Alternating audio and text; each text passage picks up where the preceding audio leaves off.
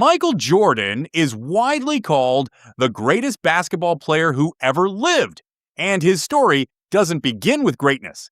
It begins with a rejection. So, what actually turned a kid who was cut from his high school team into a six-time champion and a global icon? Let's break it down. The numbers: 6 championships, 6 finals MVPs, 5 league MVPs, one name that changed sports forever. But behind every one of those trophies is a story most people skip.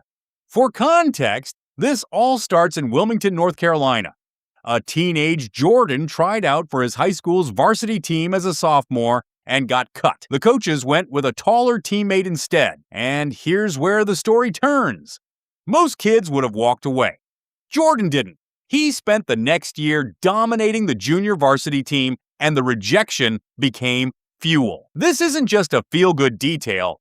It's the pattern that defines his entire career. Every slight, every doubt, every person who said he couldn't, he turned it into motivation. That drive carried him to the University of North Carolina, where, as a freshman, he hit the game-winning shot in the 1982 National Championship. From there, he was drafted 3rd overall by the Chicago Bulls in 1984 and won Rookie of the Year in his very first season. But the Bulls weren't champions yet. Not even close. The Detroit Pistons, the bad boys, beat Jordan's Bulls out of the playoffs 3 straight years. They doubled him, roughed him up, and told the world his style of play could never win a title. But wait! Here's where the story gets interesting. Instead of leaving, Jordan and the Bulls went to work. They built a team. And in 1991, they finally broke through. From 1991 to 1993, the Bulls won 3 straight championships, the first three-peat of the modern era. Jordan was Finals MVP all 3 times. He was, by every measure, on top of the world. And then, in October of 1993, at the absolute peak of his powers, he shocked everyone by walking away. The official reason was a loss of desire. But the context mattered. Jordan's father, James, had been tragically murdered just months earlier. Basketball was something they had shared. So Jordan retired from the NBA and, in one of the strangest chapters in sports history, signed a minor league baseball contract with the Chicago White Sox. It's worth flagging that Jordan was never a baseball star. He hit around .200 in the minor leagues. But the detour did something important. It gave him distance, and it gave the league a year to wonder what it had lost. Then, on March 18th, 1995, he ended the mystery with the 2 most famous words in basketball history: "I'm back."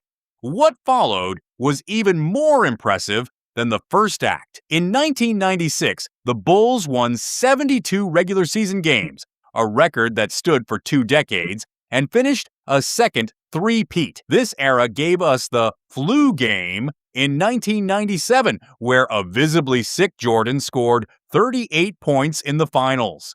And it ended with maybe the most iconic shot ever, his final basket as a Bull, a game winner over Utah in 1998 to clinch the 6th title. That shot is the perfect snapshot of who Jordan was. 6 finals appearances, 6 championships, 6 finals MVPs. He never once needed a Game 7 in the finals. When the moment was biggest, he simply never lost. So, where does the Michael Jordan story stand right now? He's not just a retired athlete. He became the first billionaire athlete in history, largely on the back of the Air Jordan brand, a shoe line that still generates billions every single year. He's an NBA team owner, and the people who play the game today still measure themselves against his standard. Part of why his story keeps getting told, even decades later, is that it isn't really about basketball. It's about what happens when rejection meets obsession. The kid from Wilmington who got cut became proof that the people who are told no are sometimes the most dangerous people in the room. Michael Jordan's rise is one of those stories the internet never stops revisiting. And there's a lot more where this came from. If you want more deep dives on the biggest names in sports and entertainment, hit subscribe and let me know in the comments. Do you think anyone will ever truly pass Jordan as the GOAT? See you in the next video!